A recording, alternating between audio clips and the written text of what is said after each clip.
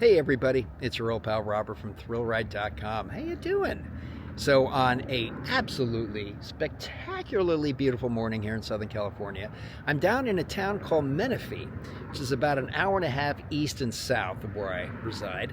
And I'm here to check out this incredible barn behind me. This is the home to the Motte Historical Car Museum. And apparently the Motte family has been collecting vintage and historical automobiles for quite some time, and this personal collection represents cars that are important to their family history, and there's some local artifacts in there. And from what I understand, there's a lot of really interesting vehicles, including an old bus and some other classic beauties. And you know me, I love vehicles of all kinds, especially cars. And as I understand, again, this museum is free, so definitely a huge plus. So yeah, very excited to check out this barn of beauty.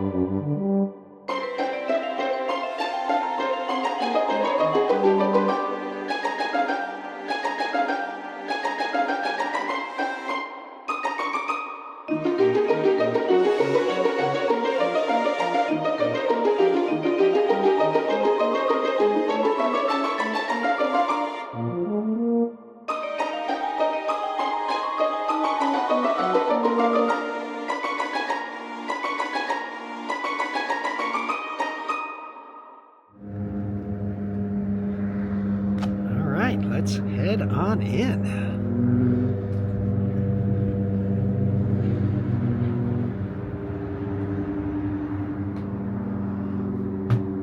The museum is open, and just a handy double check, it is closed Mondays and Tuesdays, so keep that in mind, but every other day of the week, 10 a.m. to 4 p.m. So right in the front door, you start to get a sense of the awesome collection in here, and they are already decorating for Christmas too. Apparently Santa's going to be here next weekend, so if you're in the area, get a little early Christmas fun. So this yellow piece of history is a 1910 Ford T Speedster. The Model T was the first automobile mass-produced on moving assembly lines with completely interchangeable parts. Oh my gosh. In 1909, the Model T cost $850. How do you like that? Well, competing cars were costing as much as $2,000 to $4,000. Wow. And I love the kind of deep metallic burgundy color of this gorgeous Buick. Look at that logo on the radiator grille. And I was told this car is from 1910 to the teens, somewhere in there. So yeah, another early vintage. And look at those white tires too. Very classy. And this truck here with a lot of wood paneling or wood construction is a 1918 Ford fire truck. And apparently fire trucks, mechanized fire trucks or motorized, were introduced in 1910. And the first fire department in Paris, California, which is a neighboring city, was established in 1936, and it is believed that the original fire chief of that department is the original owner of this truck. Not confirmed, but believed. Very cool. And I know wood spokes are probably not very practical for long-term use, but man, they look great.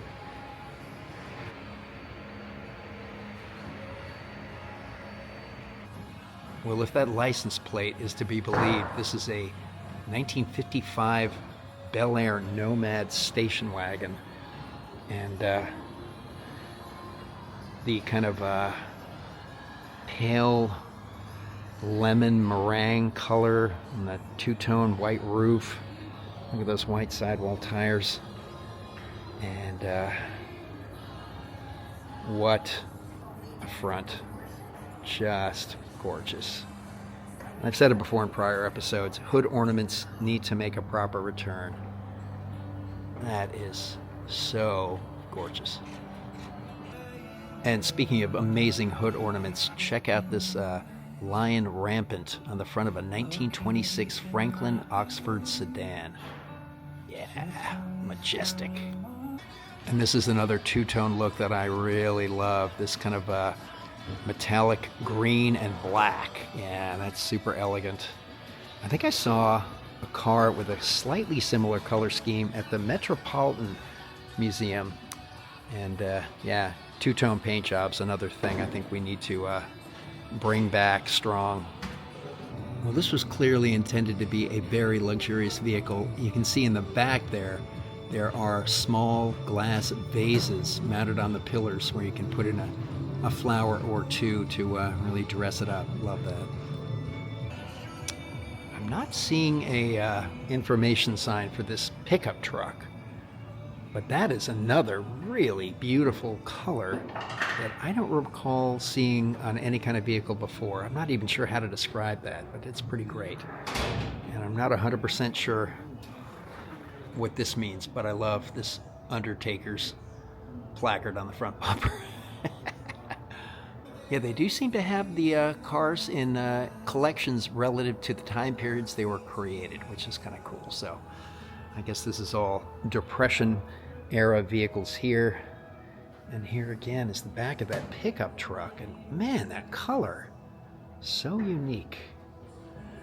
And then right alongside it, another Ford pickup. And boy, that black, you just want to go swimming in that. That is deep, rich, and shiny. So apparently the 1934 Ford V8 is better known as the infamous Bonnie and Clyde death car. Now, they were not in a pickup truck, but I guess this is a relative to that vehicle because it is a pickup with a V8 engine in it.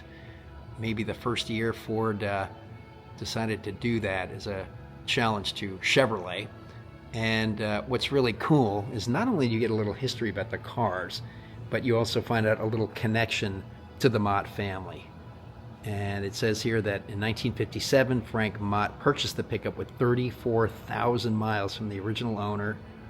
And Frank Motte's wife, Judy, used the pickup often to take the children to school, get groceries, and take trips to Cottonwood Lake. Fantastic. This is amazing. This is a 1924 Model T school bus. And it says that Patchett, a Ford dealer in the early 1900s, built the first school bus in the United States. School officials came to Patchett in the bitter winter of 1913, asking that he develop a way to get children to school so they would not have to walk. Patchett decided to take a Model T chassis and create a wooden passenger compartment that held up to 20 school children. Wild. Well, here's another Ford pickup truck, what looks like has a fabric roof, perhaps a convertible roof. And apparently this 1925 Ford model is called a Model T Runabout. And the Runabout truck marked the first time Ford offered a factory-installed pickup bed. Came in only one color, one model, and without much equipment. And this right next to the black pickup is a 1926 Chevrolet touring car. It's apparently very popular and considered more mechanically sophisticated than Ford's and available in more colors.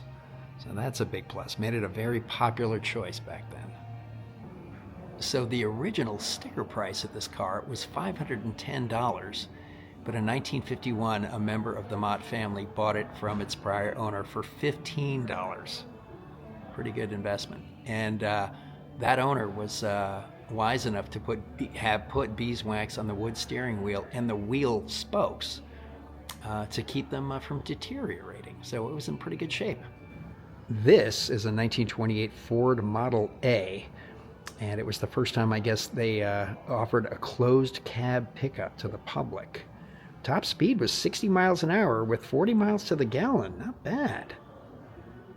And the truck was available in two colors, black and green. Nice.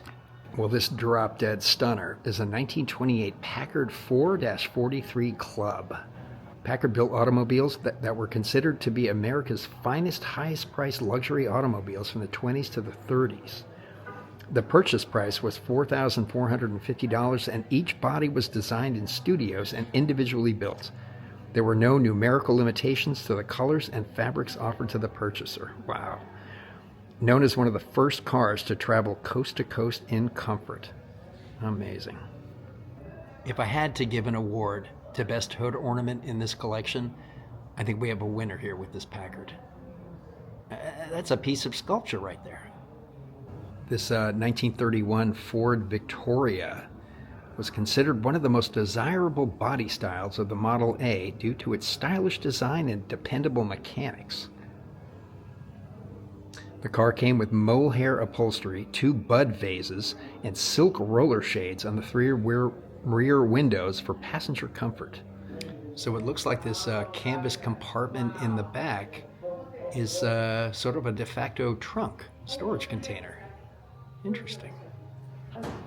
And here's a photo of some of the Motte family in the 1930s posing in front of one of their 38 Buicks. Neat. Well, I don't see an information card for this diminutive little beautiful burgundy vehicle, but according to the symbol on the front of the grille, it is an American Austin.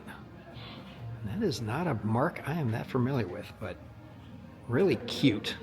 Looks like a compact car of its era. And this also looks to have some sort of a sunroof or convertible top. And somebody who knows a lot more about cars who is visiting just mentioned this might even be a 2-cylinder car. Looks like a lawnmower engine. And this two-tone kind of metallic chocolate and toffee. I don't know how to describe those. That is a 1931 Cadillac, and it is as luxurious a car as you're going to find. Pretty slick. I mean, look at that gorgeous grille, and another absolute banger of a hood ornament. Wow, that's fantastic. And there it is. This gorgeous vehicle boasts a V8 engine. No surprise for a Cadillac. Get a little bit of a look inside the passenger compartment. And that awesome spare tire on the side. And what I really love about this car is that it has this awesome rumble seat in the back. And another sort of a carrying container hanging off the rear. And I understand why rumble seats are no longer exist. They're not probably very safe, but man, they're cool looking. So it looks like they do some of the restoration work right here on site.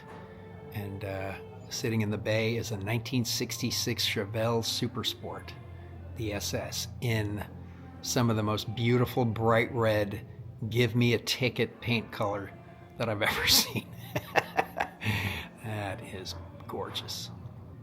I never got to know much about the mechanics of cars, but this sure looks like one of those old shade tree cars where you could do most of the work yourself if you put in a little time and effort to learn the basics of how an engine runs. And for all you gearheads out there, this is powered by a GM ZZ 572 cubic inch 720 horsepower engine with a Tremec Magnum 6-speed manual. This is a 1937 Packard V12 sedan, so that is some serious power and luxury here. Packard outsold Cadillac until 1950, and for some years, the lower-priced Packards were cherished more than the most expensive Cadillacs. Huh. And Packard automobiles were produced from 1899 to 1958. Wow. This is a 1941 Lincoln Continental Mark I. And apparently Ford's house designer was Bob Gregory, with Edsel Ford overseeing the design. Bob Gregory said, "One of the reasons our cars of the 1930s and 40s looked so fine and had fine taste was because there were only 2 of us involved in the design, Ford and myself." Wow, and no less than Frank Lloyd Wright said the Continental was the most beautiful car he had ever seen. Nice. Boy, the details on this car are pretty remarkable, and I love the paint. It looks black at a glance, but it's actually a very, very, very dark blue, like beyond midnight blue. That is lovely. Well, here's something a little less luxurious and a little more utilitarian, a 1943 Ford Burma Jeep. Even though some 6,000 were built for the war, only 4 of them are known to exist in private collections today. Wow. Produced during World War II and was primarily used by the U.S. Navy and Marine Corps in the Pacific Theater during World War II. And here's a fun, non-automotive bonus piece of history, a 1948 Rock-Ola Magic Glow Jukebox Series G. Wow, that's a piece I'd like to have in my living room. So this 1930 Ford Model A two-door hot rod was also known as the donut car for its frequent trips for family treats. The more sophisticated Model A replaced the outdated Model T in 1928 due to increased competition with Chevrolet. In 1930, the Ford Model A received significant changes, wider fenders, a deeper radiator shell, and elimination of the cowl stanchion. There you go. The Model A was designed by Henry Ford's son, Edsel. Fantastic. And look at that. In 1957, John Victor Motte purchased the Ford for $100. Well, this seems to be a really notable piece of automotive history. The 1932 Hot Rod Ford Roadster is commonly referred to as the greatest car of all time. The Model A production stopped in the U.S. and work on a completely new car began. The design goals for the 1932 Ford included more power and more elegant lines. What reached the showroom was a faster, more comfortable, more refined, a masterpiece of industrial design, and yet still affordable. Nice. And this is another vehicle that doesn't seem to have an information panel, but damn if it also looks to have some of that hot rod DNA. And look at that color too. It's kind of a metallic burnt orange. Yeah, that's righteous. And another V8. So I think this may be part of the same line as the 1932 Hot Rod Roadster. With a hardtop, maybe. Don't quote me on that, but yeah, that's pretty awesome. Yeah, Undertakers must be some sort of automotive club. That's the second time I've taken note of that that badge. But look at that face. Oh, what a beauty. So if you put a gun to my head and said pick your favorite 2-seat sports coupe of all time, I think I might end up picking the Ford Thunderbird. I mean, this is a piece of rolling art. The lines, all the details, everything about it, I dig tremendously. And that is a 1957 T-Bird. Stellar. I wish some automotive manufacturer had the wherewithal to do like just a little vintage line, bring back some of their classic designs in small numbers, and modern mechanicals, safety, all that stuff, but keep the visuals and the aesthetics from these vehicles from decades past. Would kill for that. And look at that interior. I'm not quite sure what you call that. Is it like a diamond plate finish on the dashboard? But that's some serious bling. So while it may not be quite as sexy as that Thunderbird 2-seater, this 1960 Ford Thunderbird when it was introduced, it created a market now known as the personal luxury car. Interesting. The Thunderbird began production in 1955 in direct response to the Chevrolet Corvette. However, it was not presented as a sports car, but as a luxury car. There you go. This big bulky baby is a 1950 Chevy Deluxe Fleetline 4-door sedan. Wow. The model was easily Chevy's bestseller in 1950. The Deluxe Fleetline 4-door sedan was the new upper-end model for Chevrolet, costing $1,529 and weighing 3,145 pounds. Yeah, that's a biggie. Well, here is an early type of climate control system that I've never seen before. A Firestone car cooler. Ride in comfort. So it looks like it simply scoops in the air that's coming past the car at speed and then funnels that cooler air into the car. Wild. Not very aerodynamic, but kind of ingenious. And I very much appreciate the collection of neon signs in here. That's always a huge plus. Man, that Ford Motor Co.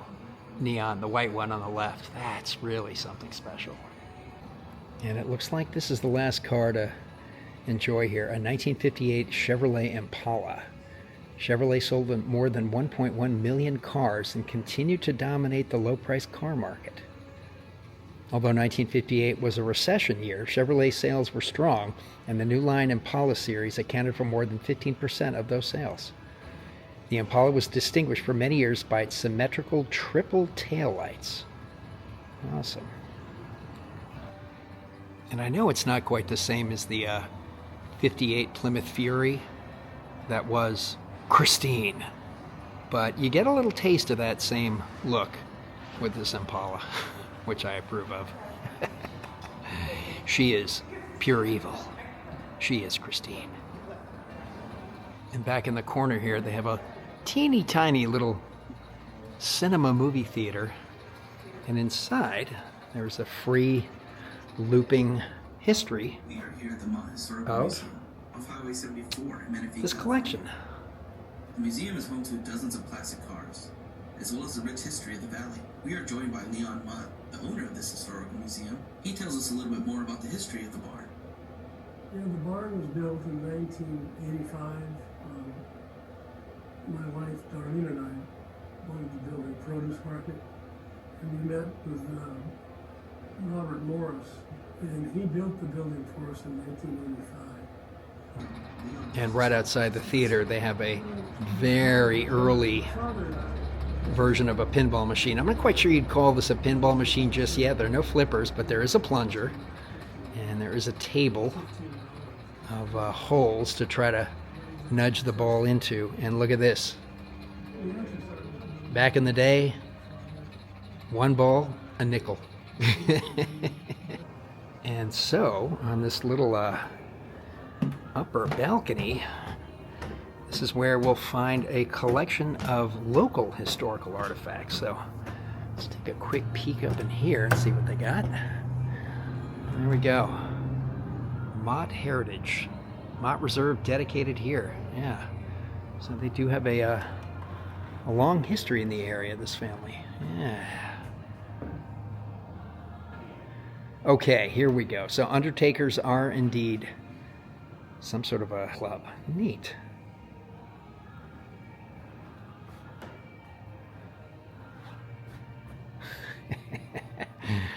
A little exhibit on some of the agricultural history of the area. Look at that. Grown by the Mottes. Potatoes. Awesome. And this here is a 1910 Harley-Davidson board track racer motorcycle. That doesn't look too much like the Harleys of today. Well, you can't argue with that. Good equipment makes a good farmer better. Yeah, this is a part of local history I'd like to get a closer look at. The gold mines in the area. Here's the Good Hope gold mine. And of course, in the mid-1800s, gold was the driving force that brought people to the valley. And down here you've got a little map. The valley was literally peppered with mines.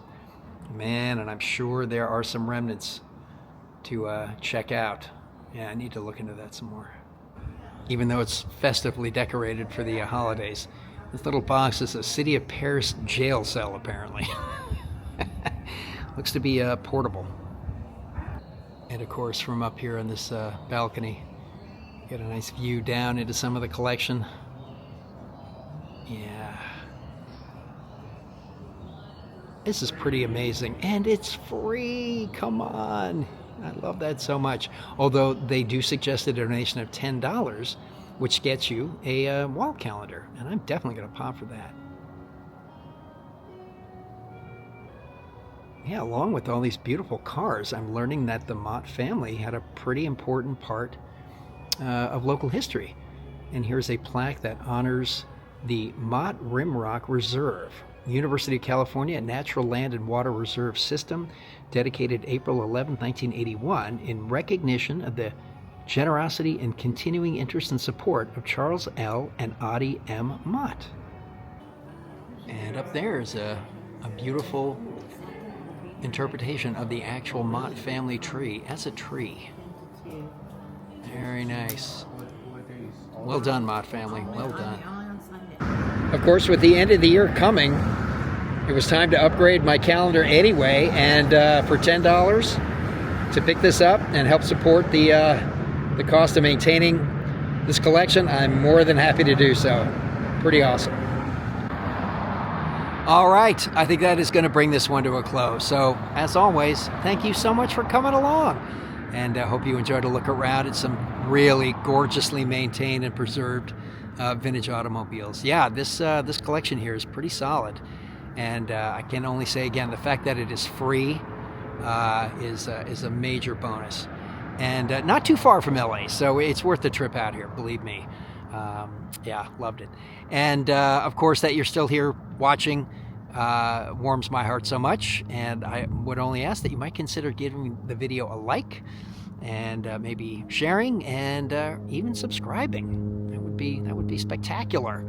And once again, too, another great way to support the channel is by visiting thrillrags.com and see if there's something there that tickles your fancy. We've got a whole bunch of designs, and we're adding new ones all the time. So, yeah, keep it bookmarked. All right, so in the meantime, take care, and we will catch you in the next one.